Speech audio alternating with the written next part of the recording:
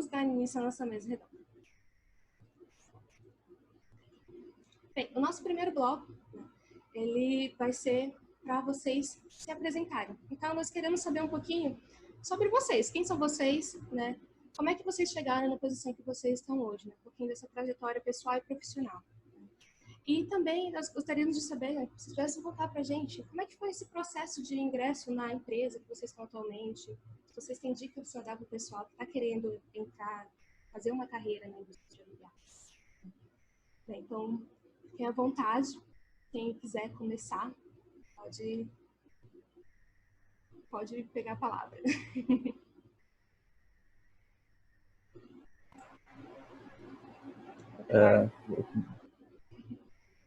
Bom, eu me formei em 2015, né? E foi um momento meio complicado ali em 2015, meio alta no petróleo lá na época. E aí surgiu essa oportunidade de fazer uma pós-graduação dentro de um projeto de P&D. Era um projeto com a Sinochem, que é uma petroleira chinesa, que está hoje ainda em operação no Brasil, trabalha num campo em parceria com a Equinor, né, o campo de Peregrino. E assim, de certa forma, eu comecei a me envolver com a indústria do petróleo nesse período. Eu fazia estágio na área de meio ambiente, numa empresa em São Paulo.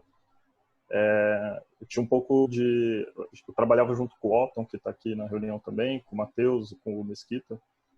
E a gente vinha tentando montar um grupo de trabalho em geoestatística com o professor Zalpa, na época. E aí surgiu esse projeto, o Zalpa estava envolvido e colocou a gente para participar com ele. Era um projeto de modelagem geológica na época. E foi assim que começou, né? E foi bem legal. Eu acho que sim, é uma dica que eu dou para vocês, que é um projeto mais mão na massa do que só envolve tanto a parte acadêmica quanto a parte da indústria mesmo. Assim, você tem contato com um dado todo ferrado, e da Unicamp reclamando que o nosso dado era um dado real. Ele reclamava disso, pô, o dado de vocês é um dado real, né? Tem que montar o log, assim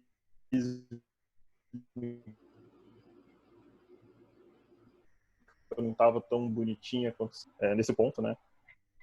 E foi bom também que deu alguns contatos na indústria pra gente.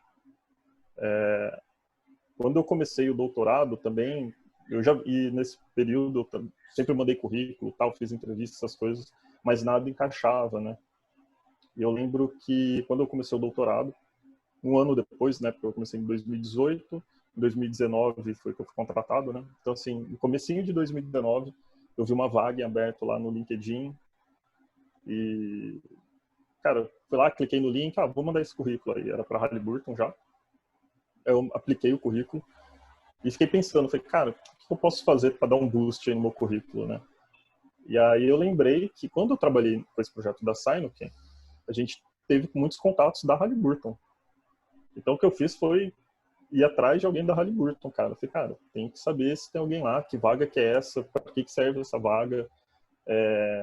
Que a Halliburton é uma empresa muito grande, né? Daqui a pouco eu vou falar para vocês um pouco mais dela, mas aplicar para a Halliburton, você pode estar aplicando para N coisas lá dentro. Muitas vezes você não sabe direito com quem você vai trabalhar, quem vai ser seu chefe, quem é gerente, quem não é, quem são seus colegas. E então eu mandei uma mensagem para um conhecido nosso, foi professor da Unicamp, inclusive, acho que talvez a Tainá tenha estudado com ele, que é o Rodrigo Portugal. Foi meu professor de geofísica. Exato. Olá. Ele estava na Halliburton na época, e aí eu trabalhei com ele nesse projeto da Sinochem. Aí eu falei, pô, Portugal, cara, tô mandando um currículo aí, você acha que eu me encaixo na vaga, não acha? O que você vê? Aí ele conhecia a vaga, porque era no setor dele, e ele falou, cara, é o que a gente fazia na Sinochem. Modela aí o currículo, com tudo que você aprendeu na Sinochem lá, no projetinho e tal, monta bem e aplica, e pode colocar como referência. Então, eu acho assim, isso é uma dica que eu dou para vocês, para quem puder. Se vocês tiverem conhecidos, amigos. É o networking, cara. Isso para procurar emprego, networking, assim, é o termo-chave. Tenho percebido isso também. É até chato usar esses termos em inglês. Sim, não tem como fugir. E aí o Portugal era a minha referência no currículo. E aí eu fui chamado para entrevista. Não foi que o Portugal me deu a vaga, vamos deixar isso bem claro, que a entrevista era com o gerente, com outras pessoas e tal. Mas, com certeza, você ter uma referência, ter alguém que fale assim, pô, eu confio nesse cara, é importante. E aí eu fui fazer a entrevista. Aí foi bem pesada a entrevista, foi uma entrevista bem técnica. Foi uma das poucas entrevistas que foram diretamente assim no nível técnico que eu participei. Muitos processos seletivos que eu participei foram umas perguntas meio holísticas, assim, se enxerga ali e tal. Não, ali, cara, foi direto ao ponto, assim, você sabe fazer isso, isso e isso.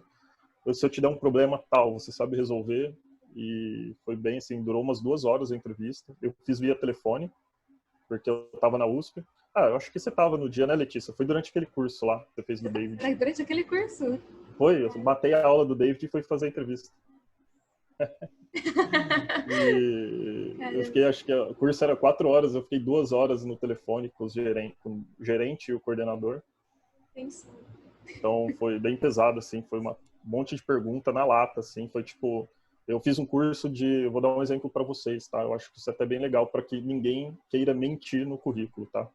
Eu fiz um curso de Machine Learning usando Python e meu mestrado foi com Machine Learning, né, mas no MATLAB.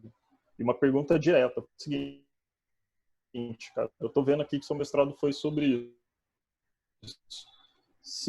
Eu tive que responder essa pergunta, eu lembro até hoje. Se o intérprete falar que não acredita em Machine Learning, como é que você comprova para ele que isso funciona? Então, assim, isso foi uma pergunta da minha entrevista. Eu lembro que eu saí a 1000. Então, assim, cara, vocês têm que se preparar, obviamente, né, de maneira técnica e tal, mas uma dica, assim, magnífica que eu dou é ter um bom networking, cara, porque isso abre porta, assim, tá? Só ficar que seja muito bom.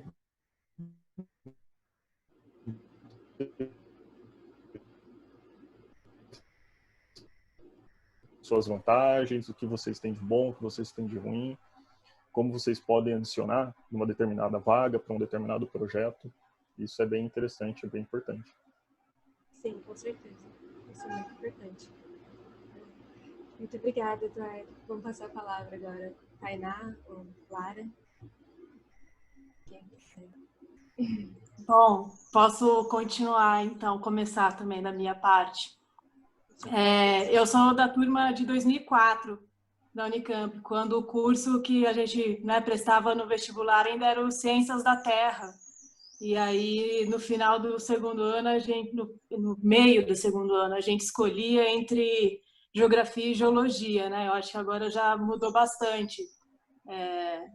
Como era a Unicamp, eu estudei tipo, na promessa de que ia ter o prédio do IG novo. Desde que eu entrei na Unicamp, era a promessa de que, nossa, a gente vai estudar no prédio novo. Assim. Então, isso é outra coisa que eu vejo, assim, o prédio, eu moro em Barão Geraldo, né? Bom, tô passando a pandemia aqui. E eu passo assim, nossa, como eu fico feliz de ver aquele prédio, né? Quando eu entrei no começo, eu não tinha muita certeza em que área eu queria ir trabalhar. E aí, por isso que eu coloquei o comentário nessa apresentação, que eu fui fazer um estágio de verão na Petrobras, foi em janeiro, assim, antes de iniciar o 4º ano, e foi aquilo que me deu estalo, assim, nossa, eu quero trabalhar com petróleo, né? Eu já tinha feito, enfim, sedimentologia, eu adorava estratigrafia, etc., mas ainda não tinha tanto um direcionamento. E foi esse estágio que eu passei um mês na Petrobras, basicamente tendo aula, né, em diversos campos lá dentro da Petrobras que eu me decidi. E aí, quando eu voltei, eu já fui procurar o Vidal para fazer iniciação científica com ele, e aí fiz iniciação e TCC, então eu já fui realmente trilhando para esse caminho. Eu me formei talvez num momento econômico um pouco diferente também, né? Era um momento que no ano que eu me formei não teve concurso da Petrobras, mas era um momento que tinham concursos da Petrobras assim mais frequentes. O pré-sal, um boom, né? Ainda não produzindo, mas ou seja, aquela promessa assim. Então, quando eu me formei, eu já consegui emprego de cara, assim, né? Até foi teve uma feira de empresas no ginásio da Unicamp, e aí uma ex-aluna a Ana Alicia, que estava trabalhando na Schlumberger, falou, gente, vai ter a feira lá da Unicamp, a Schlumberger vai ir, quem quiser leva um currículo, um papelzinho para entregar lá.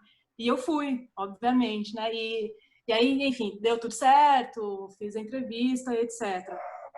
Eu, então, entrei na Schlumberger foi em outubro de 2009 e eu entrei no SIS, que eu basicamente trabalhava com um software que é o Petrel, que talvez várias pessoas conheçam, é amplamente usado, né, na indústria de óleo e gás. E aí eu trabalhava on-site na Petrobras, principalmente na Petrobras, mas eu comecei na Petrobras War Hill, e aí esse é o momento, então, que o pré-sal ainda não estava produzindo, né? Ainda estava, não era mais exploração, mas, enfim, antes de produção. Então, a War Hill são os campos gigantes, as bacias de campos de águas ultraprofundas. E aí, assim, aprendi muito com as pessoas lá, né? Era, assim, o bom de eu estar na Schlumberger, assim, nesse começo, foi justamente que eu pude ter contato com diversos projetos, diversos profissionais e, assim, aprendi muito. Então, passei pela Rio, depois eu passei pelo Headquarters da Petrobras e aí já num projeto bastante específico do pré-sal. Então, foi muito legal, porque o campo de Búzios, né, que era tipo a garota, assim, era o brilho, né, da Petrobras nesse momento, no Centros também. Então, foi muito importante. E aí até um gancho dessa questão do networking e de ter uma pessoa de referência, assim. Quando eu fui para Repsol Sinopec, bom, entre mandar o currículo, eu também eu pedi uma carta de recomendação para um profissional que é bastante conhecido lá dentro da Petrobras, assim, porque a gente fazia os projetos, assim, é um grande professor na minha vida, que é o Olinto Souza. E aí ele, enfim, escreveu a carta e eu sempre acho que essa carta, assim, deu sorte também, sabe? Então, eu fui para a Repsol Sinopec e aí eu mudei, então, da prestadora de serviços e fui para uma operadora. Na Repsol, bom, como eu falei, na Petrobras, eu era suporte, mas muito trabalhando com modelos geológicos, era sempre a minha especialidade, assim. Então, quando eu fui para a Repsol, foi também para reservatório, justamente porque eu fazia modelos geológicos. E aí, trabalhando com Albacora Leste, Sapinhoá e Lapa. A Repsol é parceira nesses 3 campos. E aí, em janeiro desse ano, eu fui para a Shell. Eu vi uma vaga também no LinkedIn e apliquei para a vaga. É um processo longo, né, para entrar, mas eu também coloquei a minha cartinha de recomendação do Olinto. Fiz uma cover letter que, assim, combinei o Olinto, tá tudo certo, tá? Não, claro. Aí fiz uma cover letter que eu acho que é um diferencial também, porque aí eu linko. Há pouco tempo atrás eu tive uma palestra dentro da Shell com o nosso gerente, que a gente estava falando sobre carreira, assim. E foi a pessoa que me entrevistou na Shell. E ele falou que o que ele acha muito importante é ter o brilho no olhar, assim, né? Tipo, você realmente gostar do que você faz. E eu acho que na cover letter é um momento, porque, assim, eles vão receber um papel, né? E na cover letter é aquele momento que você pode tentar demonstrar esse brilho no olhar. E aí, quando eu fui para a Shell, era porque eu queria ter a experiência numa operadora mesmo. Então, eu tô no Parque das Conchas, que é a operação da Shell, e estou bem feliz desde então. Bom, sempre estive, mas... Acho que você gostou bastante dessa área. Bonita essa trajetória. E que sorte, né, de ter uma pessoa sempre ali te apoiando e sendo o seu contato, né? Foi sim. Aí, network importante de novo. E a questão, né, do currículo que você já fez. Legal. Bem, e para a gente finalizar esse bloco, nós temos a Lara. Lara, conta um pouquinho para a gente como é que foi a sua trajetória. Bom, me apresentar um pouco pessoalmente, né? Eu sou daqui de Campinas mesmo, eu estou em Campinas agora, também na quarentena. E entrei no Unicamp em 2012, então o pessoal que está aqui eu sou a mais novinha. Tem menos tempo também em indústria, né? e fiz o meu TCC com Batezelli, nada a ver com petróleo, com proveniência sedimentar, mas assim, como tinha pouca gente na época que mexia com isso na Unicamp, nem sei se tem mais gente que trabalha com isso hoje. Nossa, eu virei tudo que é artigo, publicação, assim, sobre o assunto, livro, fui na biblioteca para conseguir entender sobre o assunto. E foi em ano de greve, e eu, nossa, me descabelei com aquilo e foi um trabalho que deu muito certo, assim. E isso me estimulou a querer fazer um mestrado, a seguir carreira acadêmica ou tentar ir para esse mundo. Mas eu não queria ficar aqui em Campinas e nem na Unicamp. Estava assim, de saco cheio por ser campineira, estudar em Barão Geraldo desde os 10 anos de idade. E queria aproveitar essa questão de ter universidade de geologia em todos os cantos do Brasil e poder conhecer um lugar novo. Então, fui mandando e-mail para várias universidades, na parte sedimentar, que sempre gostei muito desde o começo da graduação. Acho que todo mundo deve ter tido aula com o Giorgio, que eu acho que é um professor muito bom. E então eu fui procurando e aí encontrei o Carlos Guedes lá na Federal do Paraná e a gente até marcou uma entrevista antes, discutimos projetos e aí tinha uma vaga para um projeto da Petrobras, um reservatório lá no Recôncavo, e eu falei, legal, vamos fazer. Topei, ele topou. E aí eu ingressei no mestrado lá em 2017, em abril, só que o projeto ainda não estava aprovado. E aí não tinha sido aprovado, e aquela enrolação que acho que todo mundo conhece. E aí meu orientador, não, porque o projeto não tinha sido aprovado, e aquele sufoco, o tempo passando, e meu orientador falou, cara, a gente precisa mudar de área agora, vamos manter o escopo do projeto e vamos mudar. E aí a gente mudou para Itararé, né, que é uma grande confusão lá em Santa Catarina. E eu peguei essa parte de reservatório nos turbiditos e também tentar associar com os MTDs que tem lá.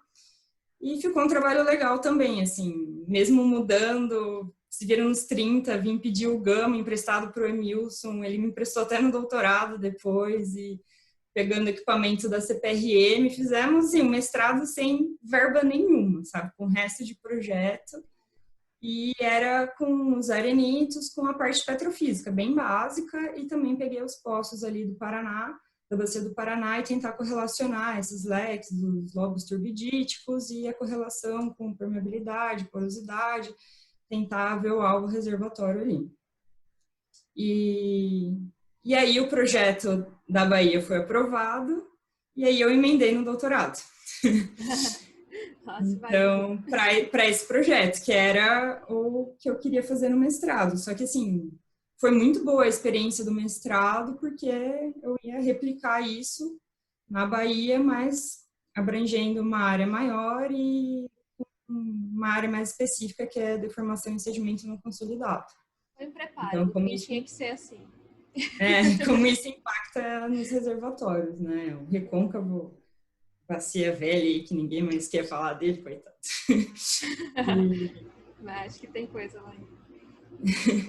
Então fui fazendo, comecei o doutorado, aí publiquei o artigo do mestrado, e no começo já no começo ali do doutorado, um professor da Universidade lá do Paraná veio conversar comigo sobre a oportunidade de uma vaga na Ecopetrol para auxiliar em um campo específico, que eles estavam precisando de alguém, assim, sem aquela experiência e, né, acho que, sem ser um estagiário, mas também não alguém com um currículo tão bom por questão de salário, de projeto e tal. Então, assim, o projeto já estava muito apertado, com muita coisa para fazer. Então, eu parei o doutorado, assim, tá meio em stand-by, fazendo algumas coisas conforme eu consigo. E aí eu entrei na Ecopetrol em março desse ano. E aí agora tô tô por lá, mas assim, o meu contato principal foi esse professor, né, da universidade. E outra coisa, né, eu tô no pré-sal, então eu tô em carbonato, eu tava trabalhando com siliciclástica. E, então eu dei uma super mudada aí, mas relembrando todos os carbonatos que a gente estudei na graduação e fiz disciplina na pós também, que ajudou muito. Então foi isso, assim, mas ainda tô pisando nesse mundo, né? É muita coisa nova para aprender, mas é muito legal. Eu tô gostando muito. Que legal, Lara. Muito bom. Obrigada por contar um pouquinho pra gente. Bem, então vamos começar agora, né, encerrar esse primeiro bloco. Foi muito bom saber um pouquinho da trajetória de vocês. E para esse segundo bloco agora, que é o nosso bloco principal da nossa mesa redonda, a gente quer saber, então, como é que é esse dia a dia na indústria, né, de óleo e gás? A Lara acabou de entrar, mas ela já está vivendo algumas coisas. Tainá tem uma boa experiência e o Eduardo está desde o ano passado também já tem uma boa experiência para contar para a gente. Então, eu pedi para vocês, não sei se Tainá ou Eduardo, qual dos dois quer começar, contar um pouquinho para a gente, então, de quais são as principais atividades feitas pela empresa de trabalho, qual que é o seu cargo e responsabilidades dentro da empresa, né? E um pouquinho de como está sendo essa sua experiência de trabalho. Tá? Pode contar pra gente aí o que está de bom, o que está de ruim, o que é difícil. A gente quer saber um pouquinho de tudo. Então, bora lá. Continuando na mesma ordem, Eduardo começa? Tainá, vamos lá. Eu só pensei, será que a gente muda de ordem? Daí eu ia começar. Queria primeiro só fazer um link porque o Eduardo falou da pergunta de entrevista dele, né? Como você convence uma pessoa que não acredita em machine learning? Ou seja, tipo, já estava te testando se você ia conseguir vender aquilo para o cliente, né? Tipo, é interessante, assim, porque já tenta colocar. Bom, eu trabalho, então, na Shell. Letícia, se você puder passar para o próximo slide que eu preparei. Esse slide aí, eu sei que tem bastante texto, tem bastante quadradinho, mas eu vou tentar passar um pouco por ele. Shell é uma empresa bastante grande mundialmente e no Brasil tem em torno de 900 funcionários. Ela não está só na área de upstream, também está na área de downstream. Tem uma fábrica de lubrificantes na Ilha do Governador, ela é parceira da Raizen. Enfim, tem diversas outras áreas, mas o que eu vou conversar mais com vocês é sobre a área de upstream. Nesse mapa, está mostrando, então, todos os campos que a Shell ou é operadora ou é parceira. E aí também, só lembrando que tem dois tipos de leilão da ANP, né? Tem um que é o de partilha de produção e tem outro que é o leilão também. Então, que é bastante diferente a visão desses tipos de campo um para o outro. O campo que eu trabalho, que eu falei, que é o Parque das Conchas, é o quadradinho que está mais a norte do mapa. Então, Bacia de Campos, mais FPSO Espírito Santo lá em cima. E na Shell, a gente, então, tem exploração e tem desenvolvimento, né? Então, o exploração são todos esses quadradinhos em vermelho, e aí tem também na margem equatorial, e quando a Shell operadora tem um asterisco dizendo qual que é a porcentagem que ela tem.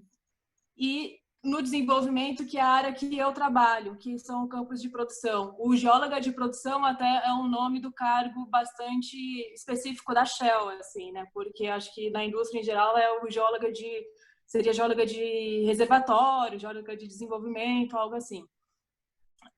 E aí, então, dentro dos campos de produção, a gente ainda tem duas divisões, que é o SOV, que é o Shell Operated Ventures, e o NOV, que é o Non-Operated Ventures. Então, a gente ainda tem uma pequena divisão lá dentro. Então, SOV, como eu falei, é o que a Shell realmente opera, e o Non-Operated Ventures é o que a Shell é parceira. E aí, nesse Non-Operated, tem os grandes campos do pré-sal, que é parceira principalmente... Bom, a Total é a operadora em Lapa, mas a Petrobras, né, que é operadora na maioria dos outros campos. E tem Libra também, que é o campo em produção que está no sistema de partilha. E aí, até um ponto aqui, Gato do Mato, que a Shell é parceira, a Ecopetrol, que a Lara trabalha, é nossa parceira lá. Bom, então, como que é o meu dia a dia? Como eu disse, a minha carreira, assim, eu construí ela bastante em modelagem geológica. Eu trabalhava com Petrel, então eu ajudava os clientes da Schlumberger a fazer os modelos, dava consultoria, dava treinamento, e, enfim, diversas coisas, assim. Então, nesse primeiro momento da minha carreira, quando eu trabalhei na Schlumberger, era esse suporte, né, venda de software, apresentar o software, tirar dúvidas do Petrel. E, assim, o Petrel, para mim, acho que até hoje ainda tem um pouquinho do sangue azul, assim, porque eu adoro ele, né? Mas agora, atualmente, assim, a gente, como o Parque das Conchas é um campo maduro, então tem a questão se, assim, a gente quer espremer até o último óleo, né, do reservatório no final das contas. Então, é uma questão mais de otimização da produção daquele campo. E aí, como que você otimiza aquilo? E por mais que seja um campo maduro, na verdade, tem vários desafios ainda dentro dele, assim, porque acho que a geologia nunca é simples, né? A geologia sempre vai trazer bastante desafio mesmo para os nossos dias. E aí até, assim, é importante eu ter a base da estratigrafia, né? O Parque das Conchas é clássico também, turbidito. Então, assim, ler paper, até hoje, sabe?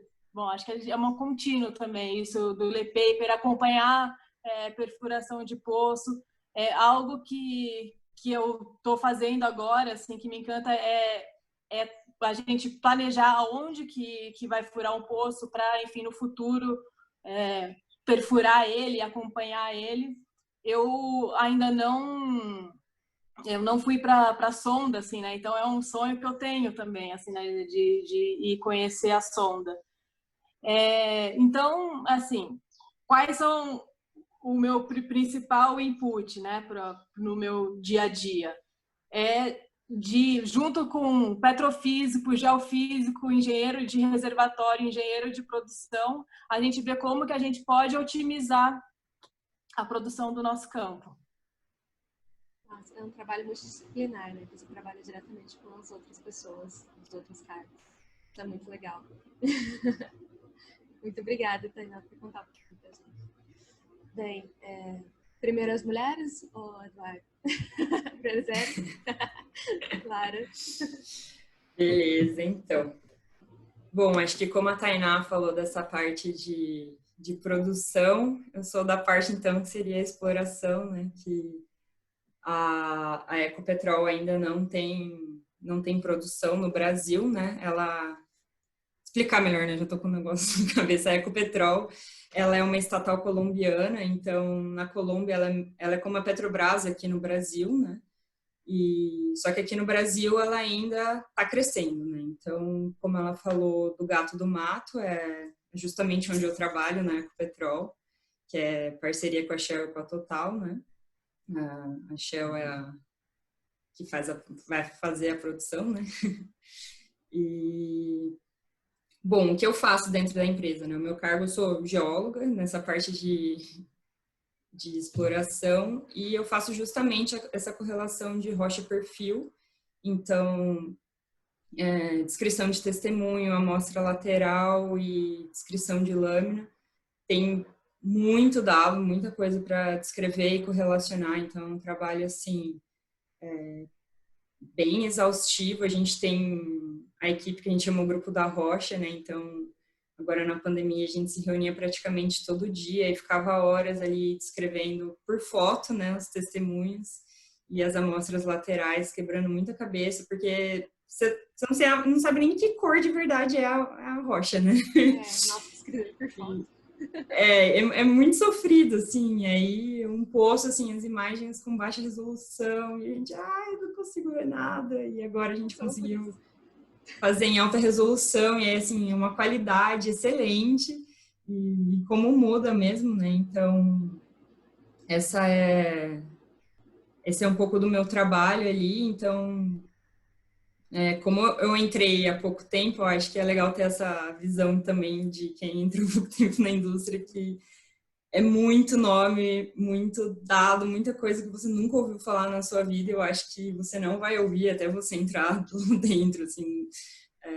Eu ficava muito perdida no começo nas reuniões e até você ir pegando os nomes, as siglas. Acho que é que nem na universidade, né? A gente tem sigla para tudo, para todo. Vai lá no CB, no PB, e no RU, no RA. E na indústria a mesma coisa, né? Então, demora, assim, para você um pouco, né? Para você se habituar com essas coisas. E, para mim, assim, que sair direto da academia para a indústria, para mim foi muito importante, assim, ver esse trabalho em equipe mesmo. Você não faz nada sozinho. Todo o seu trabalho é em equipe, é supervisionado, vai e volta muitas vezes, que é diferente do mestrado, doutorado, que você senta ali e fica sozinho trabalhando e não desenvolve. Aí você vai conversar com o seu orientador uma vez por mês, que aí, assim, é uma coisa muito lenta, né? E na indústria você vê que as coisas são muito rápidas, é tudo para ontem, e você tem que estar sempre correndo atrás, né, do que está sendo desenvolvido. Então, o trabalho é bem corrido e, e é engraçado você ver como que desenvolve mesmo, sabe, assim, com todo mundo trabalhando e como o que você põe ali tem uma importância e vai gerando uma cadeia que aí você vê o grupo do regional usando aquela nomenclatura que lá o grupo da Rocha estava definindo, sabe? Então, tem um peso, uma importância muito grande também. Eu acho que, tô vendo aqui as perguntas, acho que a da adaptação é isso mesmo, assim, você jogava lá dentro e vai pegando, vai dando seu jeito. E para mim, uma coisa que foi muito difícil, como a Ecopetrol é colombiana, as reuniões com tudo em espanhol, e a gente está sempre habituado com o inglês, eu nunca tinha feito aula de espanhol, então correndo atrás em aula de espanhol, e a primeira apresentação que eu tive que fazer para a Colômbia, nossa, eu fiquei super nervosa, apresentando os resultados, assim. Você quer apresentar em espanhol? Eita. Sim, várias apresentações em espanhol. Mas, você vai no portunhol, vai dando um jeito, vai falando devagar, e eles também estão um pouco acostumados a ouvir nosso portunhol. Então, mas acho que é isso, assim, da minha parte. Legal, obrigada. Eduardo, como é que foi a sua experiência? Como é que tá sendo, né? Olha, eu acho que assim, muito do que a Lara falou é igualzinho para mim, assim, porque eu também saí da universidade, fui direto para Halliburton e é a minha primeira experiência na indústria, né? E tudo que a Lara fala aí aconteceu também comigo. Aqui, assim, o pessoal pergunta, você fala inglês? Ah, legal, que bom. Tem uma reunião em inglês ali com o dono do software, com o desenvolvedor principal, vai lá e fala. Então, assim, não tem muita, assim, você falou que fala, então você fala. Vai lá e faz. Aqui é assim, né? Então, eu também tive um susto desse de reunião em espanhol. Por incrível que pareça, foi com a Ecopetrol também. Eu entrei, me botaram numa reunião com a Ecopetrol e de repente o pessoal começou a falar espanhol e eu só fiquei, tipo, acenando a cabeça, assim. Mas eu não era peça importante da reunião, então eu estava ali mais como ouvinte, então, mas ninguém perguntou se eu sabia falar espanhol. Tá? Então, é um pouco assim mesmo, as coisas vão acontecendo muito rápido. Eu vejo aqui projetos de P&D que aqui dentro que acontecem em um ano, que aconteceriam em 4 na universidade. É uma pegada bem mais rápida mesmo. E assim, o meu trabalho hoje, a Tainá sabe bem o que eu faço, porque apesar de estarmos eu sou da Halliburton e ela foi da Schlumberger, eu sou do suporte também, eu dou suporte na operação da Petrobras, eu fico exclusivamente na Petrobras hoje. A minha empresa ela tem um software que é o principal concorrente do Petrel hoje no mercado, que se chama Decision Space. E tem um outro software também que é concorrente do Techlog da Schlumberger, que é um software de petrofísica. Então, basicamente, assim, ele é mais focado na exploração. Então, eu fico em tempo integral ajudando a Petrobras, o pessoal agora da exploração. Né? A Tainá trabalha no reservatório e eu trabalho mais na exploração. É até, assim, até meio estranho, porque o pessoal da Petrobras acha que eu sou geofísico de formação e não geólogo.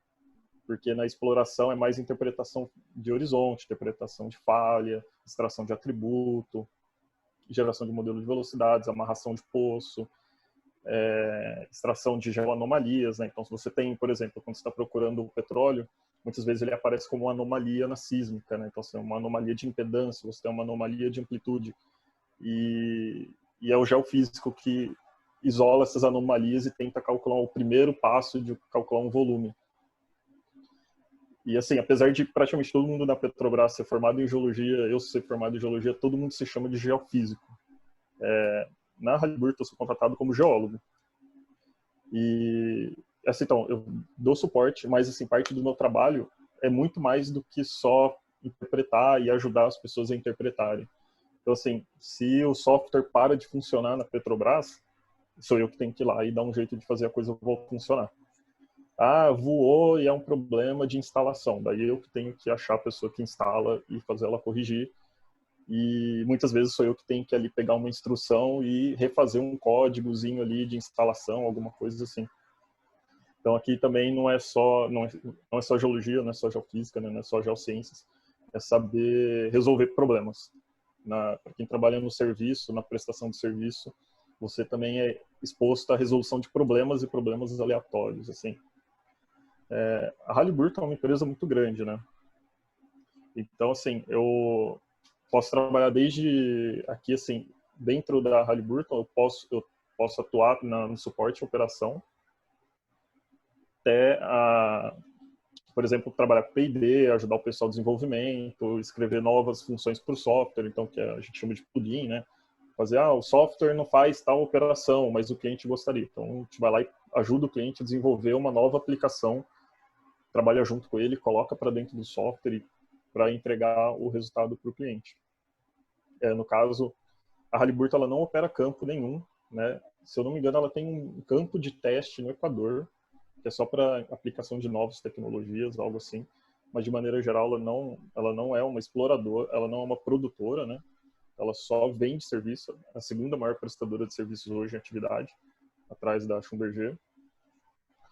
E assim, é uma batalha diária, assim. Aqui, a gente tem a cobrança é um pouco diferente da cobrança que, por exemplo, a Lara e a Tainá sofrem. Aqui a cobrança é mais assim, a gente tem que vender software, a gente tem que entrar nos clientes, tem que vender um serviço melhor, tem que ajudar o cliente a usar o nosso software. Eu sou responsável hoje pelos treinamentos de atributos, de extração de atributo sísmico e da parte de petrofísica também.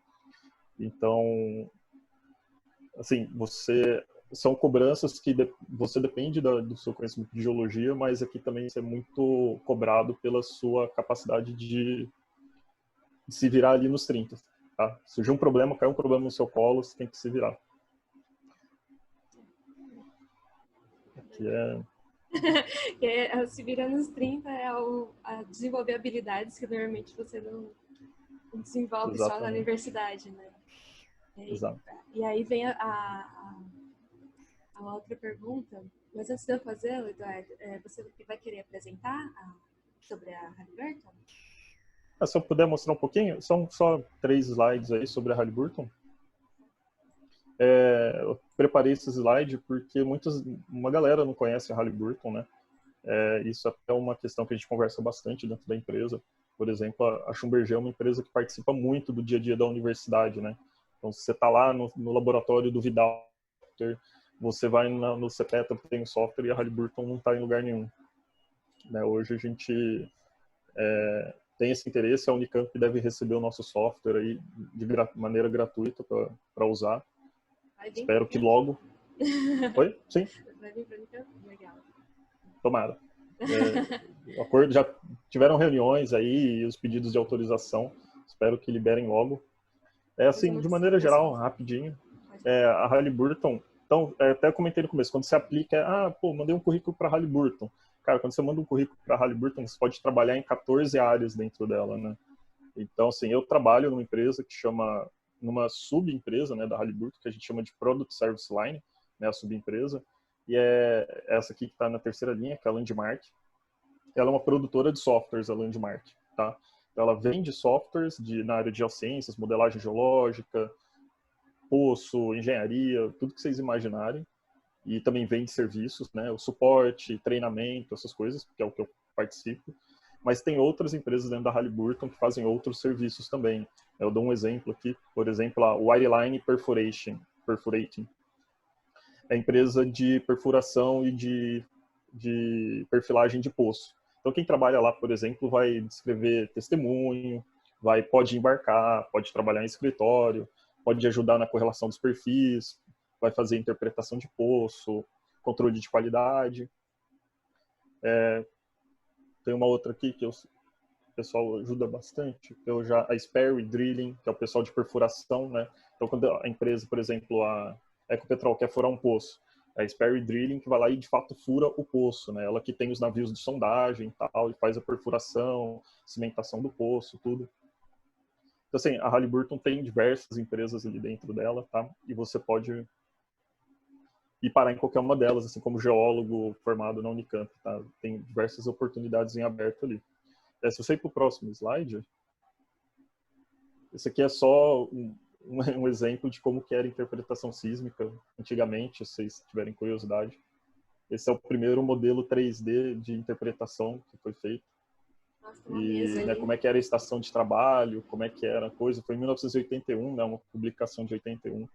É mais um título de curiosidade, assim, a apresentação vai ficar para vocês. Se quiserem pegar esse link aqui embaixo, em vermelho, tem esse paper, tá? Para vocês darem uma olhadinha, é bem legal. Aqui é mais uma complementação, né? Que começou em 82, a empresa, e ela começa assim, né, com essa estaçãozinha estranha, o pessoal imprimia a sísmica. É legal, né, de trabalhar na Petrobras, que você conhece muita gente. Eu conheci um intérprete da Petrobras que falou que ele começou a trabalhar na empresa quando se interpretava sísmica no papel. Então ele tinha uns lápis coloridos e ele estava me contando a história de que por que o primeiro horizonte a Petrobras usa sísmica invertida né, por que se usa sísmica invertida da Europa. Na Europa o primeiro marcador normalmente é branco e na Petrobras normalmente é o preto. É porque eles gostavam de usar um lápis branco para pintar as coisas. Então era mais fácil ter os marcadores de interesse pretos para eles conseguirem riscar a sísmica. Então, assim, é bem legal, é bem diferente, assim. E aí hoje a gente tem essa evolução, né? Você indo do papel lá em 1980 e hoje a gente trabalha no computador, 3D, coloca óculos, essas coisas, é bem legal. Coloca óculos também para ver 3D da sísmica? Eu só vi de teste, assim, mas eu sei que na Petrobras tem também. E esse último slide, eu só queria deixar em aberto para vocês. A Landmark, ela tem alguns programas que podem ser integrados com o pessoal da graduação e da pós-graduação. Que é o STEPS, o Evolve e o Earth Model Award. Daí eu convido vocês a entrarem nesse site aqui, o Landmark Solutions University Hub. O Evolve tem o estagiário da empresa, né, ele se formou, foi contratado agora no começo do ano, né, foi efetivado, ele participou do Evolve. O Evolve é um programa que o pessoal da graduação pode participar. É bem interessante, ele é feito em parceria com a SEG. Vocês recebem um desafio real, assim, um dado e um contato da indústria. Vocês têm um cara da indústria que vai ajudar a desenvolver um projetinho, tá? É como se fosse o IBA da PG? Oi? É parecido com o IBA da PG. Isso, parecido. Mesmo estilo mesmo. E a Halliburton Landmark fornece o software, né? Então faz a nossa parceria. O STEPS, que é mais focado no pessoal do mestrado. Então quem tiver no mestrado e quiser participar, pode se inscrever. Eles fornecem dado e ajudam no desenvolvimento da tese. E o Earth Model Award é uma premiação. É focado também para o pessoal de mestrado normalmente, tá? Eu acho que esse aqui agora já pode, no STEPS, eu acho que já pode participar quem está no doutorado, se eu não me engano. Tá? É bem legal, eles dão um pacote de dados e dão suporte, você tem contato com os seniors da empresa, você tem acesso aos seniors tipo, da área de petrofísica para conversar. Bem legal. Então, convido vocês a entrarem aí, darem uma olhadinha. Sobre o Evolve, então, eu conheço um rapaz que participou do Evolve, então, se alguém tiver dúvida, só entrar em contato comigo, que eu arrumo o contato. É bem legal. Nossa, obrigada por apresentar esses programas pra gente. Não conhecia mesmo. Muito massa. E para a gente finalizar esse bloco, as últimas perguntas que faltaram, né? Acho que vocês meio que já responderam, mas sobre essa questão, como é que vocês se adaptaram a essas demandas da empresa, vocês falaram um pouquinho, mas se vocês quiserem falar um pouquinho mais. Mas a pergunta agora é, de que forma que a sua formação acadêmica contribuiu no que você tem feito hoje na empresa, né? Você teve que realizar cursos complementares, fazer atividades extracurriculares, teve coisas além da universidade, né? Tanto na universidade ou além da universidade, que te ajudaram, né, no seu cargo hoje, na desenvoltura que você tem que ter dentro da empresa hoje. Lara, quiser começar? Vamos começar por você, né? Bom, além da graduação, né, assim, o mestrado foi essencial para onde eu tô hoje, né? Porque basicamente o que eu faço, mas com outro tipo de rocha. E uma disciplina ensino após me auxiliou muito, assim. Então, às vezes tem certas coisas que a gente faz que na hora não faz muito sentido, que uma hora pode ser útil. Então, muita coisa assim da graduação mesmo, de iniciação científica, do TCC, me ajudaram muito. Que vira e mexe eu lembro dessas coisas e tem um caderno aqui, coisas que eu vou buscar mesmo para lembrar. E de curso extra, eu preciso, ainda não fiz, mas me aprofundar mais na petrofísica em si, porque eu trabalho até com Teclog, mas com leitura de log e tal, eu ainda não faço interpretação, mas é uma coisa que eu quero aprofundar dentro da empresa. Então, é algo que eu preciso direcionar aí ainda. E o curso de espanhol, né? Que eu tô ralando para aprender. Mas eu acho que se o foco é o petróleo, acho que os cursos vão ser úteis, sabe? Assim, eu fiz muita coisa, curso na pós, na época presencial, né? De gente da Shell mesmo que veio, eu tava dando curso, coisa da APG, que eu fiz lá, e uma hora você vai lembrando e vai usando, né? Assim, não teria um em específico para indicar, mas essas coisas vão acrescentando muito. Às vezes não no foco da apresentação que você foi assistir, mas alguma outra coisa que você ouviu ali te ajuda. E ano passado também eu fui no Congresso Internacional da APG, o ICE, lá em Buenos Aires, e puxa, foi uma experiência assim muito boa de ter ido. Até o pessoal da Ecopetrol estava lá. O pessoal lembrava de mim porque eles tinham visto meu pôster e a gente foi se conhecer mesmo só esse ano, né? Então, conhecer gente, ver os trabalhos. O foco, assim, você vê realmente o que o mercado está pedindo, porque ela faz essa relação, né, de indústria e universidade, né? No Congresso da PG. Então, se puderem, vão, porque é muito legal. Quero ir nos próximos, vamos ver, né, se a pandemia deixar esse ano. Pois é. É isso da minha parte. Legal, Lara, obrigada. Tainá, quiser falar? Falo. Sobre os cursos, né? Bom, primeiro, eu não fiz mestrado, uma história talvez até um pouco parecida com a da Lara, porque eu sou daqui de Barão Geraldo, enfim, andar de bicicleta na Unicamp e tal, então quando eu me formei eu queria ir trabalhar, eu queria sair, assim, fui pro Rio. E assim, bom, algumas disciplinas que eu vejo que são muito importantes para mim no meu dia a dia, estratigrafia, sedimentologia, geofísica, bastante importante também, mas é claro que tem coisas que você só vai aprender quando você vai trabalhar. Já estatística, acho que eu não falei ainda, né? Você só vai trabalhar. Quando eu entrei na Schlumberger, a Schlumberger tem um programa para recém-formados que é bastante forte. Então, tem todo um treinamento e, assim, é bem seguido. Você não tem dúvidas do que você precisa para ganhar uma promoção, por exemplo. Então, basicamente, na época que eu entrei, eu não sei se mudou, né, mas eram 3 anos de treinamento. Todo ano teria um curso de 2 meses aproximadamente, não tinha no Brasil, né, tipo, em locações ao redor do mundo. Então, que pessoas que entraram no mesmo programa que eu, dos outros lugares do mundo, nós todos íamos fazer esse treinamento. Então, no começo, como eu ia trabalhar dando suporte do Petrel, o primeiro treinamento era muito específico para a gente entender qual que era a nossa ferramenta, e depois foi indo mais para geologia, para geofísica, né? Então, tipo, de relembrar carbonato, e assim foi. Então, foram 3 anos, com mais ou menos 2 meses de curso por ano, e sendo que quando a gente está na sua locação, também tem os treinamentos online, e a gente, toda pessoa que entra tem um mentor. Então, uma pessoa que é responsável por você, o que ajudou bastante também na formação. Na Repsol tem também um programa para recém-formados, que é o Master, e que as pessoas vão e ficam 1 ano em Madrid.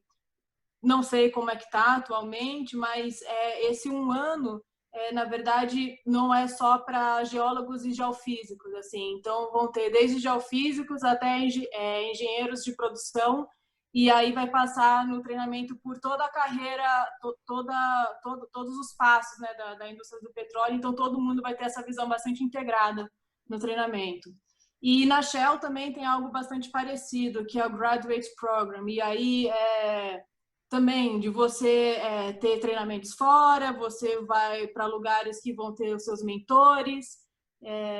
Então, assim, eu não fiz cursos fora, né, do meu trabalho, mas eu tive bastante treinamento mesmo dentro do trabalho. Legal. É bom saber, né, que as empresas te contratam e elas te dão um treinamento, né? Então, além da sua formação, eles te preparam porque eles querem que você faça, né? Então, isso é bem bacana de saber. Legal. E o Eduardo? Então, aqui na Halliburton, a gente tem os treinamentos internos também. Não tá, a Halliburton ela é mais independente nesse sentido. Então, assim, a Halliburton do Brasil gerencia mais os treinamentos e cuida mais dos funcionários do Brasil. É um pouco independente do exterior. Então, assim, eu só tive os treinamentos aqui dentro mesmo, desde que eu fui contratado. Mas, assim, a gente usa muito o conhecimento que vem da universidade, do mestrado, de quem fez mestrado, fez um curso de especialização, é exigido, assim, fortemente, né? Então, não tem muito...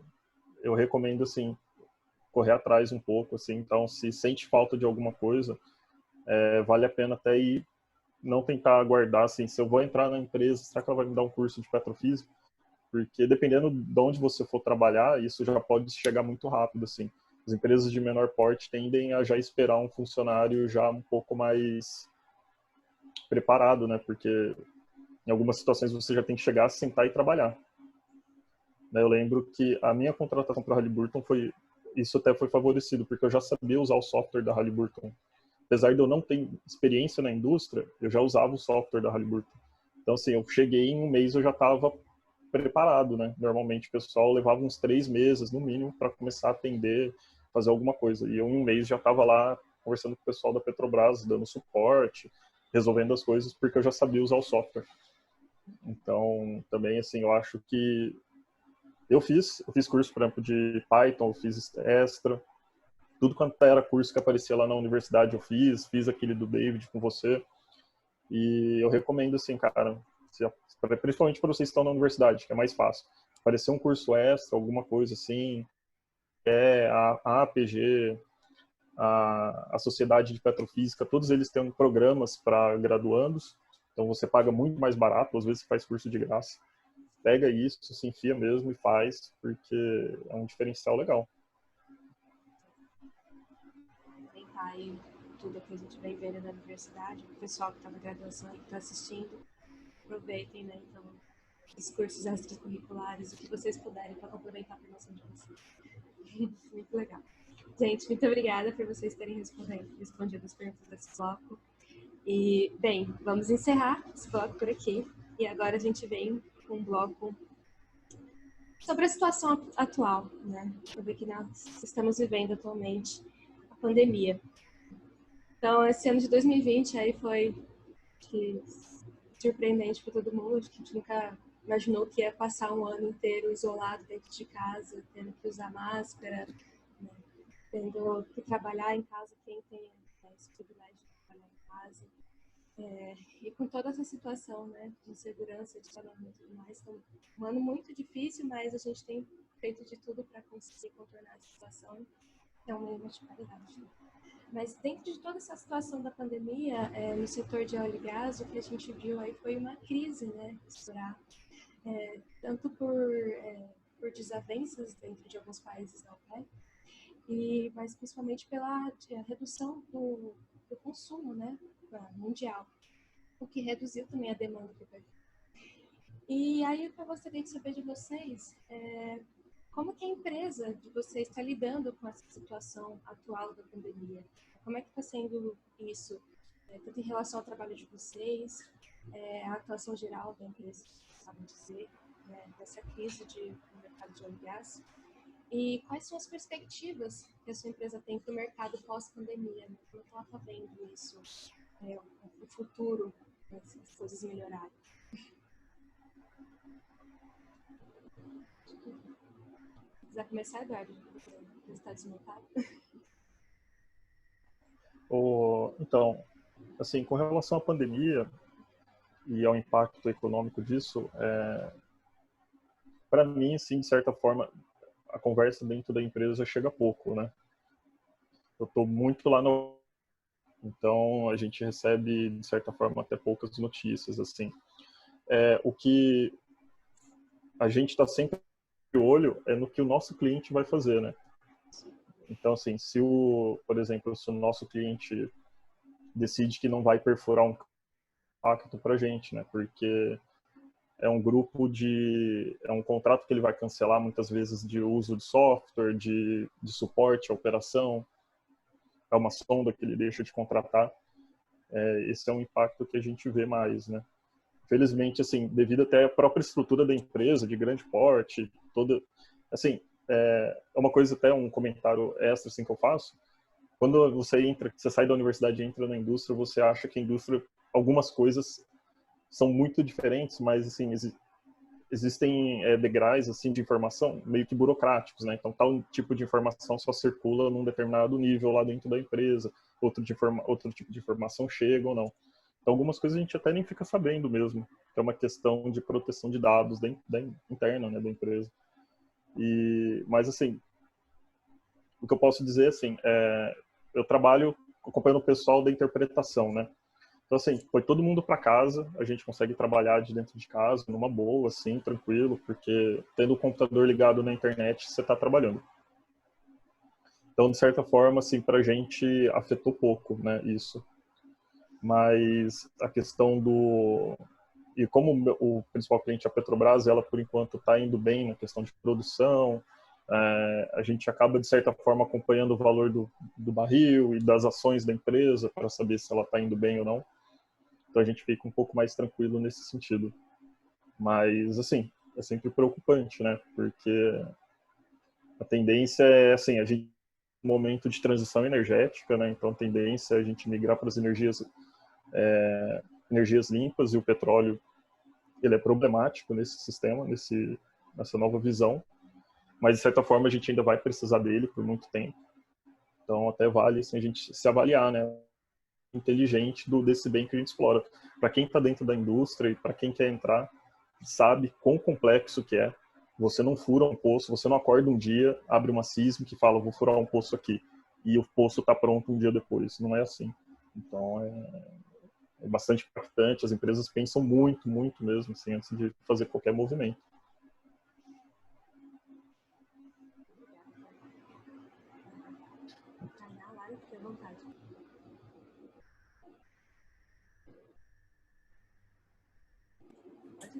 Bom, acho que o Eduardo falou bem aí sobre essa questão, né? ainda é muito incerto, né, como vai ser ano que vem, como de fato o Covid vai afetar, então é muito especulativo e também essa questão da transição energética é bem forte, né, com a Covid. A empresa, como aqui no Brasil ainda não tem produção, o impacto diretamente, né, com o Petrobrasil não foi tão grande, mas na Colômbia, como tem produção e tudo, lá o negócio foi mais intenso, assim, com alguns cortes e tal. Aqui, desde o começo, assim, desde o começo da pandemia, eles liberaram todo mundo para casa. A gente pôde retirar equipamento, monitor, cadeira, tudo que precisasse para trabalhar. Então, foi bem legal isso da Ecopetrol. Eles deram um suporte excelente para os funcionários, para ter condições de trabalho adequadas. A gente tem ergonomia durante a semana, teve uma fisioterapeuta avaliando posição de cadeira, de monitor e vendo todo o seu ambiente de trabalho. E eles não se sentem confortáveis em voltar e pôr os funcionários em risco, trabalhar fisicamente enquanto a gente não tiver realmente uma vacina, né? Acho que é algo concreto, assim, que dê segurança, né? Até no Rio agora o negócio tá bem complicado de novo. Então, eu não sei muito dizer, assim, sobre perspectiva, não é muito também o alvo do meu trabalho, né, de que você vai entrar no partido, não vai, então, mas assim, se anda falando bastante, né, do que vai vir ano que vem, qual campo ir, para onde ir, o povo do regional está trabalhando bastante. Então, acho que é isso.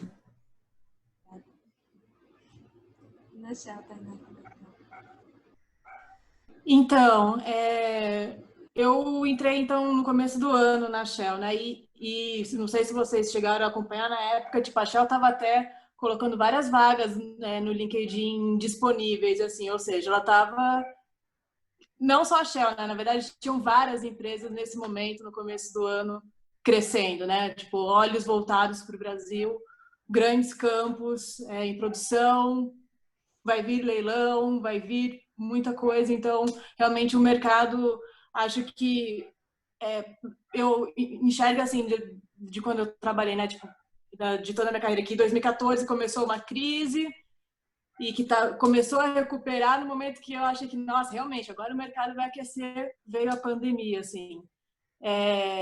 E eu me lembro, né, do dia que o barril do petróleo chegou a ficar negativo, né, que estava mais caro estocar barril do que vender, assim. Então, pânico, terror e aflição, na verdade, né, tipo, terrível, assim.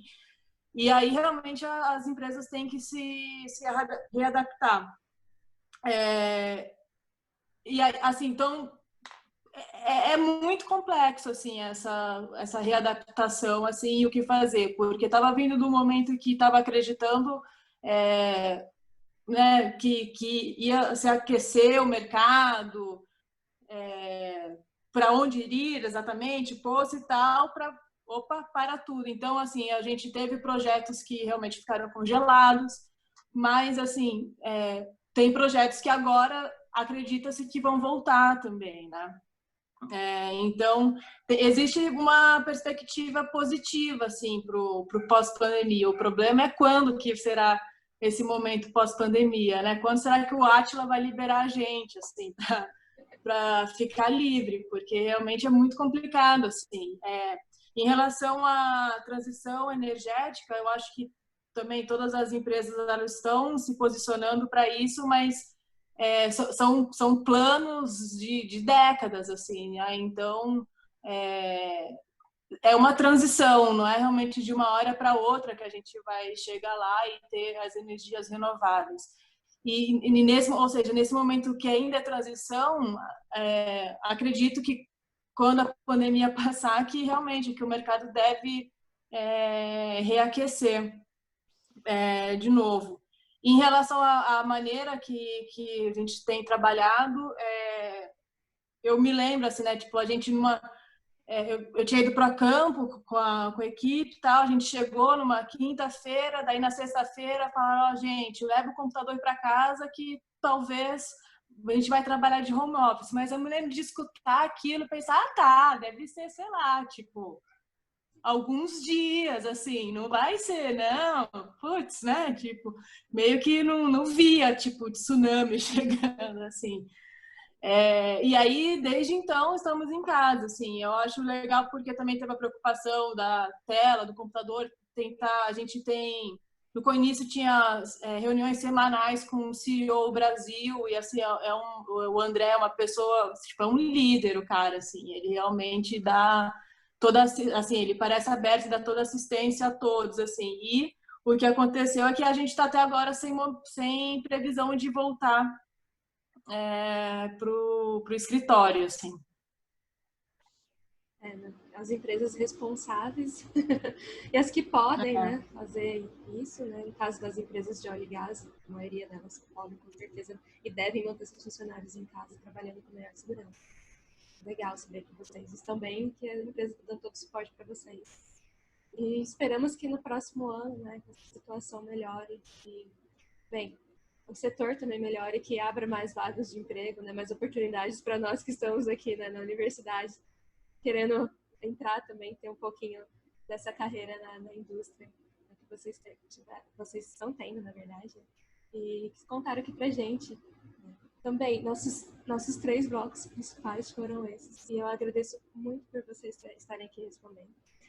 Foi muito legal conseguir ouvir um pouquinho de 3 gerações diferentes, né, da geologia aqui da Unicamp, empresas diferentes, visões diferentes. E apesar que temos aqui 2 campineiras, não sabia que você era também de Barão, muito massa. Estamos juntos aqui. E vamos iniciar então o nosso 4º e último bloco, que é o bloco de perguntas ou comentários. E agora é com vocês, pessoal, que estão participando conosco. Quem quiser abrir o microfone para falar, né, com os nossos convidados e perguntar, fiquem à vontade, vocês podem se desmutar, abrir a câmera se quiserem, tá? E fazer pergunta para eles. Ou, se vocês quiserem mandar também pelo chat, vocês podem enviar perguntas pelo chat, que eu repasso. Eles estão bem no chat também, eles conseguem responder. Então, vamos lá. Já começou. Quem quiser, pode falar.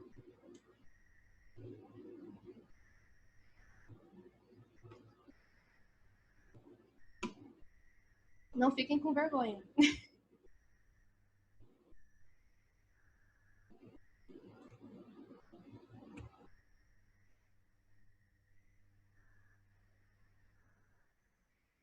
Queria só falar que eu acredito que terão mais oportunidades para entrar na indústria também, sabe? Eu acho que realmente o início do ano estava mostrando que viria um período positivo, assim, né? De várias empresas que vieram, então, tipo, tive amigos da Winter, que foram para a Winter, para Petronas, né? Quem sabe um dia voltaremos a ter concurso da Petrobras também, que é bastante, assim, que é bastante importante. Tem vários colegas, né, da Unicamp que trabalham lá. Tem uma visão otimista. Ai, que bom. Fico feliz de ouvir isso. Eu compartilho com a Tainá essa visão também. Eu acho que vai melhorar. Porque a gente vê que existe eu não sei se o pessoal tem acompanhado as notícias, mas a Petrobras tem feito um programa que eles chamam de desinvestimento, né? Eles estão vendendo campos assim que para eles que a empresa julga não ser interessante para ela. Isso é legal do ponto de vista que abre oportunidade para outras empresas explorarem esses campos, né? Que são os campos maduros. E são campos que trazem desafios muito diferentes assim do que a gente está acostumado. Então você tem que nem a Tainá falou no começo, né? Tem que esgotar esse campo aqui e tal. Então você tem às vezes outros desafios, tem que usar novas tecnologias, tem que pensar diferente, né? O geólogo fez um modelo de tal jeito, agora você tem que pensar, por que o modelo dele não funcionou e quebrar a cabeça. Então acho que assim, essas empresas tendem a pegar esses campos. Então acho que a pandemia realmente retardou isso. O Brasil tinha um programa assim bem interessante Eu lembro, na época, o ano passado, assim, quando eu entrei na Halliburton, falava-se muitas empresas. Nós vamos visitar esse cliente, nós vamos visitar esse cliente, nós vamos visitar esse cliente. Eu lembro que falava-se de 10, 15 clientes diferentes, eram empresas que nem estavam no Brasil. Né? Empresas estavam querendo entrar no Brasil e procuravam a Halliburton já no projeto, né? Para montar aquele projeto. Sabe? Vou comprar o seu software, vou usar tantos computadores, eu vou precisar de suporte, isso, aquilo. Todo mundo sumiu, né? Mas eu creio que, eu imagino sim que vai voltar. Acho que o ano que vem, meio do ano que vem, a coisa começa a voltar sim. Torcer para isso passar logo. Tá difícil, né? A gente já não aguenta mais a pandemia. Eu acho que foi um susto muito geral, assim, né? Ninguém esperava por isso e muitos setores foram afetados. Então, uma hora tem que voltar, né? As coisas têm que voltar a girar, não tem jeito. E vai voltar. A gente tem uma pergunta aqui do Eduardo Gonçalves. Ele está perguntando se vocês acreditam que a produção de gás pode vir a tomar uma posição de destaque no Brasil. Ele agradece pela conversa.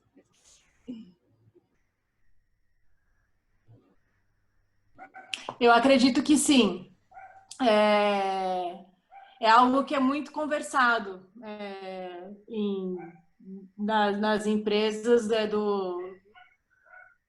sobre essa produção do gás e sobre o excedente de gás que tem em Campos do Pré-Sal. O que fazer com ele e como comercializar ele, assim, qual que é a melhor maneira. Então, no momento, eu acho que é uma questão mais burocrática e legal, dessa questão da comercialização do gás, mas quando isso for resolvido, que vai vir algo, o Brasil pode ter, assim, realmente, e para as empresas, né, algo prioritário. Teve até esse ano mesmo, né, que eles lançaram um programa, esse nome, mas para dar visibilidade para esse mercado de gás aqui do Brasil, né, para melhorar ele, né. Eu acho que o grande problema da exploração do gás é a logística, o transporte dele, né. É isso que pega aqui no nosso país. Mas é bem interessante, tem bastante gás e nesse momento de pensar, né, que vai se pensar numa transição energética, no Brasil e em outros países subdesenvolvidos, assim, acho que eu não acredito numa transição energética que já sai do petróleo e vai pro eólico, pro solar, né, ou outros assim direto, né. Nós temos o gás aí, acho que o gás vai fazer um papel importante nessa transição. Não sei como é que vocês veem sobre isso. Acho que vai ser e tem uma experiência interessante. Tem uma empresa que eu acho que ela é muito legal, assim. Eu acho bem... que, de certa forma, é para cortar esse problema que você citou, que é o problema da logística. Tem uma empresa, uma exploradora, que chama Eneva. Eles exploram gás, só que a ideia deles é vender energia. Então, eles montam uma usina de energia no campo de gás. Então, eles não precisam se preocupar em levar o gás até a sua casa ou botar o gás em algum sistema. Né? Eles simplesmente põem energia elétrica, né? Então, isso é fácil. Foi uma saída interessante. Ou sejam únicos no mercado a fazerem isso. É a única empresa que eu conheço, né? Mas pode dar um caminho para se aproveitar bem, né? Esse gás, assim. Porque tem muito gás, cara. Nossa, é impressionante. Só um comentário que a Eneva, os campos são onshore, né? Então, talvez a logística é um pouco mais fácil do que os campos offshore também. Verdade. Vamos ver será que eles vão investir em campos offshore, no gás lá. Bem.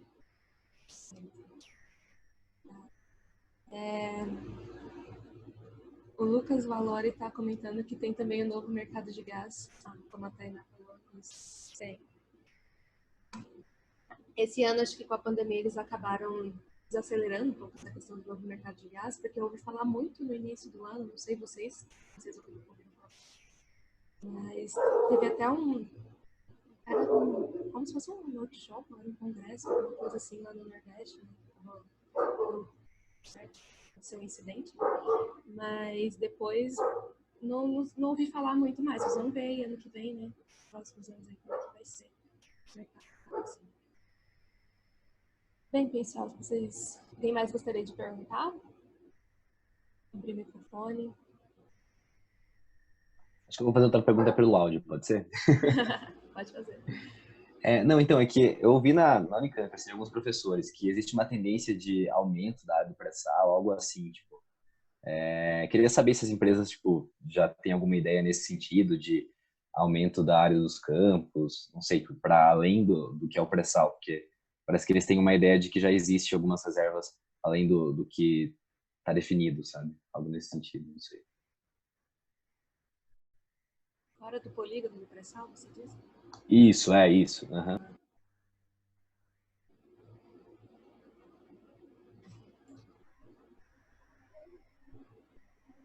Bom, a Lara talvez vai ter mais informação porque é exploração, né? Mas essa questão do polígono é bastante interessante, né? Porque tipo, dentro do polígono é o sistema de partilha e saiu do polígono é outro, é o leilão. E, bom, eu não sei se vai aumentar, se vai diminuir. Eu sei que, assim, vi notícias de que há conversas sobre se vai continuar sendo o sistema de partilha ou não. Mas só me lembrei de um fato, assim, né? Que foi interessante. Acho que foi no leilão de 2017, não lembro qual leilão, mas que tinham blocos sendo oferecidos bem do lado do polígono do pré-sal. E aí que foi a Exxon, acho que a Exxon, a Petrobras, que assim, foi uma loucura, assim, aquele leilão, porque eu não me lembro os valores, mas assim, tipo, a Exxon chegou com peso ali, foi incrível aquilo, tipo, como que o que estava se passando ali, que na época era, nossa, né, tipo, que para quem estava olhando de fora, assim, o que tem ali, e era justamente essa questão, na verdade, né, tipo, era acredito, né, também, alguém assim, mas era um bloco do lado do polígono, ou seja, me questiono o que era que tinha nesse bloco. Eu acho que tem muita discussão, não sei se, né, além dos blocos que já tem no pré-sal, mas muita gente falando que o que tem no pré-sal do gordo já foi, então você vai pegar campo que é carne de pescoço, se vale a pena, se não vale.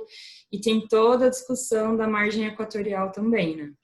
Que tem muita gente querendo entrar, e aí entra em questão ambiental, se vale a pena, se não vai, se vai ser liberado. Então, tem empresas saindo da margem equatorial porque não consegue licenciamento ambiental e desiste. E aí, eu vi até agora uma notícia aqui na Folha da Petrobras falando que vai para Guiana, porque é muito semelhante. Essa é discussão antiga também, né? Então, de campos novos, eu não ouvi falar. É mesmo essa discussão de ir para o pós-sal, para os turbiditos e margem equatorial. Eduardo, gostaria de...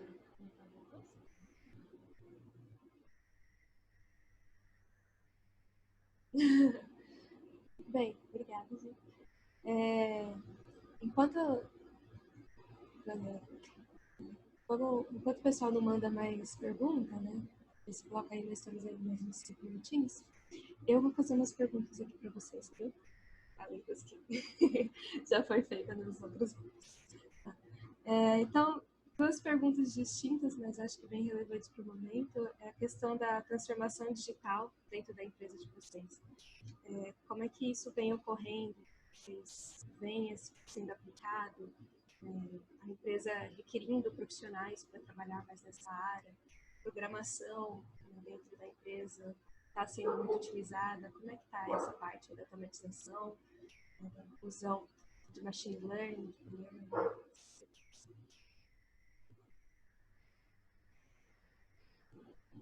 Não briguem para responder. Então, sobre a Halliburton, nesse sentido, ela é uma vendedora de serviços, né? Um dos carros fortes hoje da Halliburton é a transformação digital. Hoje, por exemplo, a gente vende um produto que faz parte disso daí, que é a nuvem, né? Então, assim, o pessoal da Petrobras, por que hoje a gente trabalha em casa, né? Eu da Halliburton e a Petrobras, porque todo mundo trabalha na nuvem corporativa, né? Então você com um computador qualquer, assim, abre um programinha, dá 2 cliques e você está nessa nuvem, todos os seus softwares estão lá. Se cair energia, não precisa se preocupar, porque a coisa ficou na nuvem, você não vai perder seu dado. Isso daí é... E aí um segundo passo dessa nuvem é integrar os softwares para funcionarem como se fosse uma nuvem, né? Então você tem, por exemplo, hoje a gente tem uma solução que usa muito machine learning, que usa o TensorFlow, né? Então a gente trabalha com... A ideia é trabalhar com dados em grande escala, então você fazer super modelos e não ter problema, por exemplo, com limitação de computador, né? Então hoje quando você vai fazer um modelo geológico, você tem que ficar se preocupando lá se você tem memória RAM, se tem placa de vídeo que roda, se o computador vai fundir ali no meio do negócio, o software não vai voar.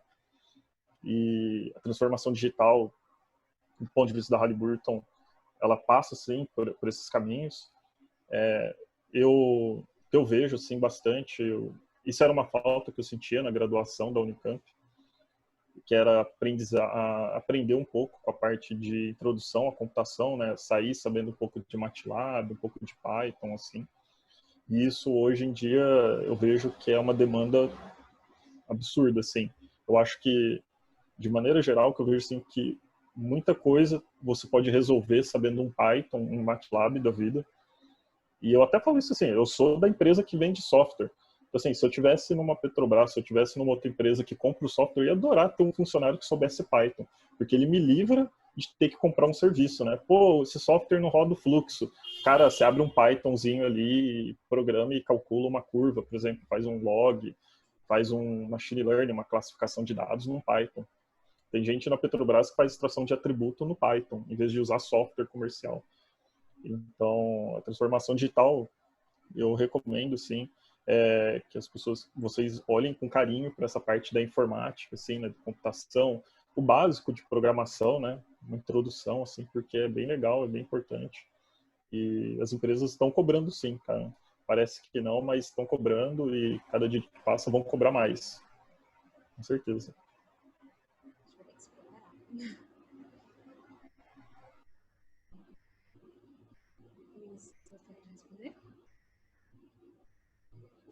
Eu também acho que estão cobrando, é importante a digitalização,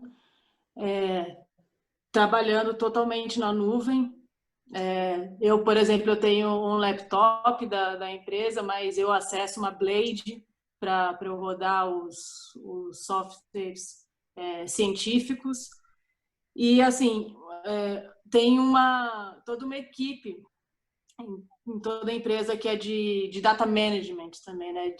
Com gerenciamento de dados, assim. Essa é a equipe que é a responsável por essa digitalização de tudo e do organizar e de como acessar da melhor maneira. Para mim, assim, ainda sobre machine learning, eu conheço pouco, admito, assim, por enquanto ainda não me pegou, assim, tipo, para agora, mas eu enxergo como algo também que está se aproximando, assim, e acho que é importante, sim, para o futuro, é algo que eu quero me atualizar. Bom, eu acho que é basicamente isso, né, que o Eduardo e a Tainá falaram de... Não tem como fugir, né? Tecnologia e vai sendo inserido conforme a demanda. E até no congresso que eu fui ano passado, era tudo machine learning, tudo, assim, 90% tinha machine learning no título, sabe? E machine learning em tudo que você imaginar. Eu não trabalho tanto com software, é mais, assim, mais o Techlog em si, e aí tem muita coisa que vai sistema deposicional, interpretação, então não é tão abstrato, ou pegar sísmico, mas o pessoal da parte do regional lá, que faz mais interpretação, correlaciona trocentos postos, eles estão indo sim para essa área e eu também acho necessário estudar e aprender, assim, eu acho que não tem como fugir, sabe? Acho que é o caminho, assim. Bem, vou deixar aí a última chance para as pessoas, quem quiser abrir o microfone.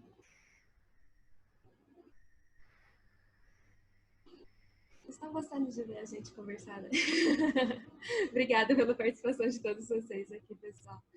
Bem, então, para a gente terminar, se alguém ainda tiver uma pergunta, pode me interromper, pode abrir o microfone.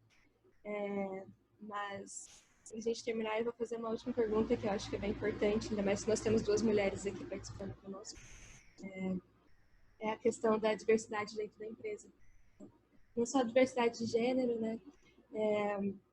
Mas toda a diversidade racial, essa parte também, pessoas com deficiência, todo tipo de diversidade.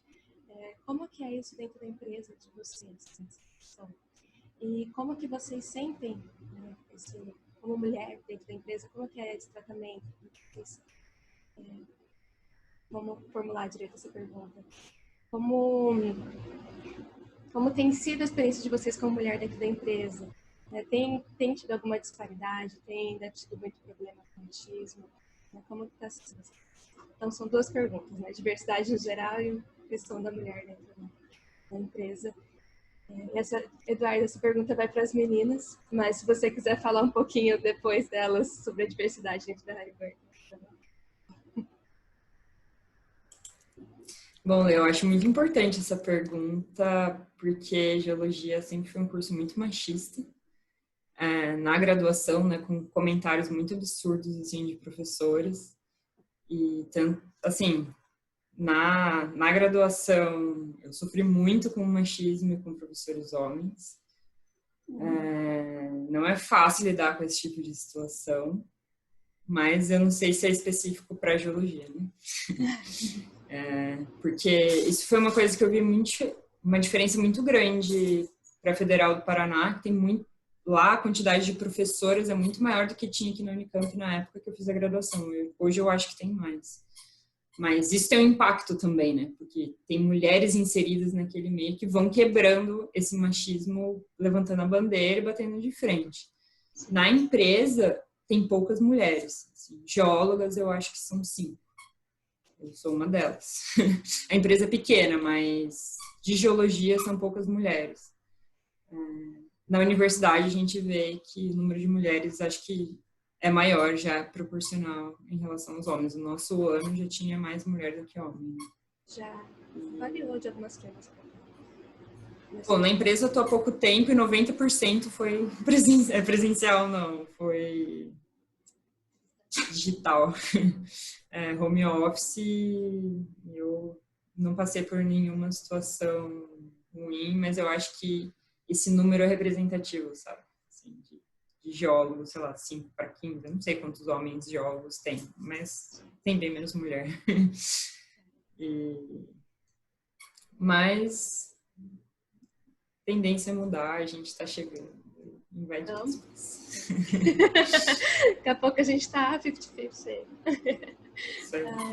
E quanto à diversidade racial dentro da Ecopetrol? LGBT, público? LGBT eu nem sei. Sim. Isso é um indicativo bom também, né? E racial também é discrepante, assim, né?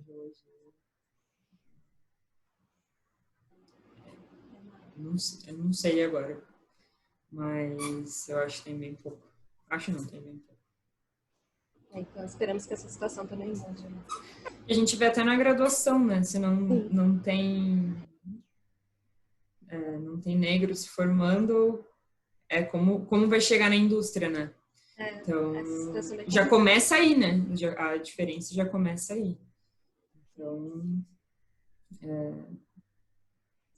tem, infelizmente. Aqui na Unicamp, acho que esses últimos... ano passado, acho que começou a questão da cota racial, e nós já temos um pouco mais de negros dentro da universidade, mas assim, precisa melhorar muito, longe de falar que está no ideal, ainda mais dentro do nosso curso na geologia, em que com certeza, né, tem uma disparidade muito grande. Então, espero que para o futuro isso não mude. E professores, geólogos, negras. Não vemos. Quantos tem? Pois é, eu conheço a da USP, a professora Adriana.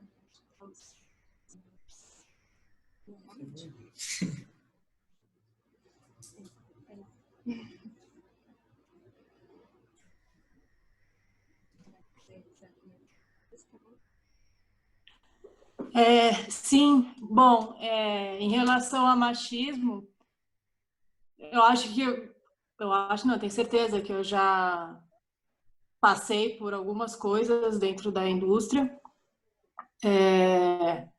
mas eu acho que com o tempo foi melhorando também, sabe? Eu enxergo, eu tenho várias colegas mulheres, até hoje mesmo a gente finalizou um projeto e que nós éramos 5 pessoas, e éramos 5 mulheres na equipe, né? Que era algo assim super legal, assim. Eu acho que é complicado porque realmente é uma indústria historicamente machista, mas eu enxergo, talvez uma visão otimista também, mas eu enxergo que está tentando mudar o status, né, o status quo do machismo de ser aceitável, assim, simplesmente não é aceitável e pronto, assim. E tenho bastante colegas mulheres, eu não sei dizer a proporção, assim, mas eu diria que entre homens e mulheres talvez esteja ainda tem menos mulheres, né?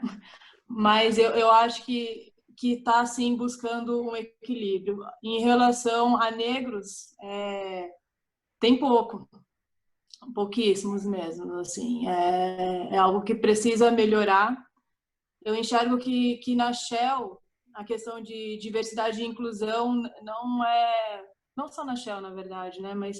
Mas é onde eu vejo como sendo algo que não é tomado tão superficialmente, assim.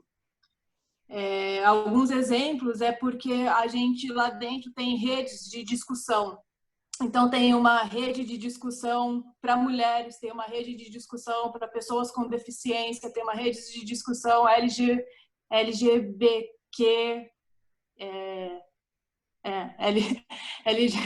me confundi em todas as vezes, mas é LGBTQ, e tem uma rede de discussão também sobre temas raciais. Assim. Eu participo de temas raciais, a gente tem encontros semanais, e assim, eu sinto como um lugar de acolhimento também, sabe? A questão que vocês falaram do LGBTQ.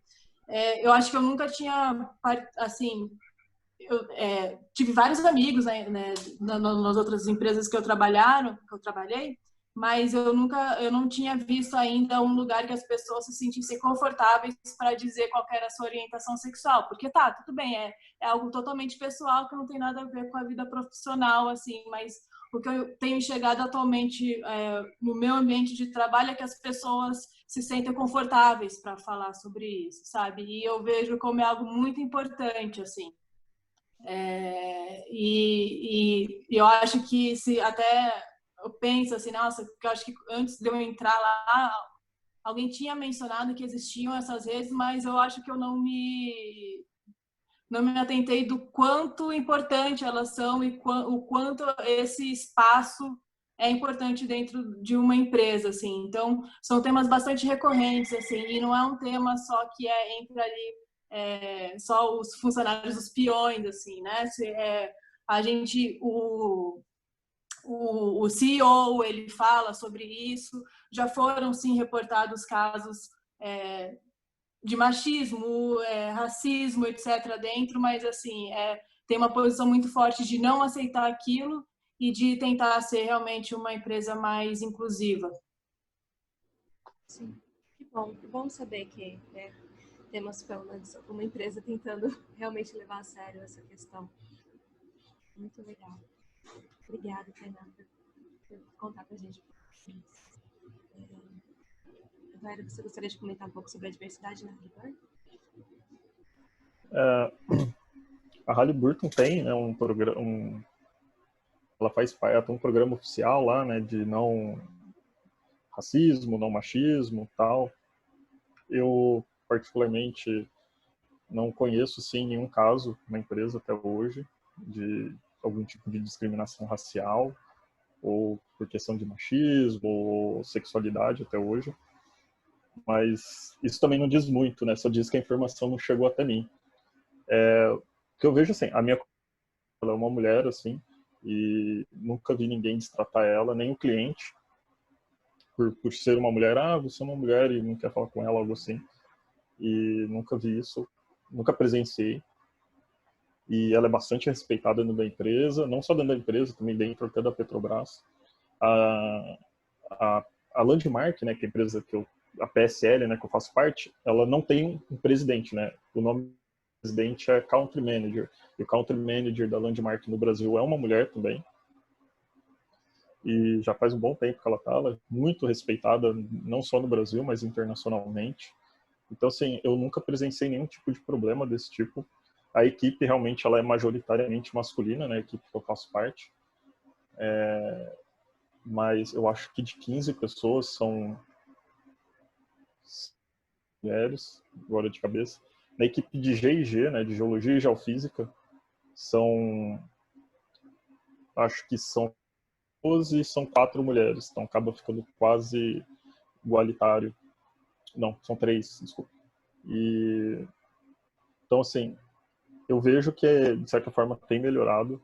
Alguns comportamentos, assim, de pessoas um pouco mais velhas do que eu estão diminuindo, né? Assim, volta e meia a gente pega, assim, alguém fazendo um comentário mais sexista das colegas de trabalho e tal, mas ao mesmo tempo, no tempo que uma pessoa faz um comentário, você vê 2 ou 3 olhando já meio torto, assim, e vê que o comentário morre ali, ninguém posterga, ninguém empurra, ninguém fala em cima. Então eu vejo que, de certa forma, tem mudado alguma coisa assim. Mas eu não estou na posição, né, de analisar isso. Mas, né, mas é o que eu vejo assim do outro lado, né? Então, não... Obrigada por comentar.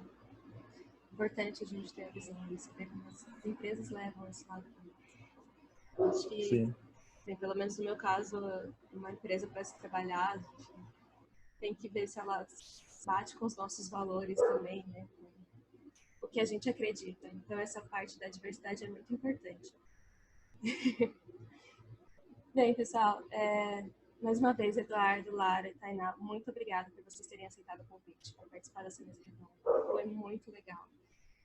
Agora, a questão do horário, né? A gente já passou, acabei me empolgando aqui, a gente passou um pouquinho do horário programado. Então, vou encerrar por aqui a nossa mesa. Muito obrigada pela participação de todos e nós vamos encerrando nossa mesa por aqui. Obrigada aos convidados novamente e até uma próxima.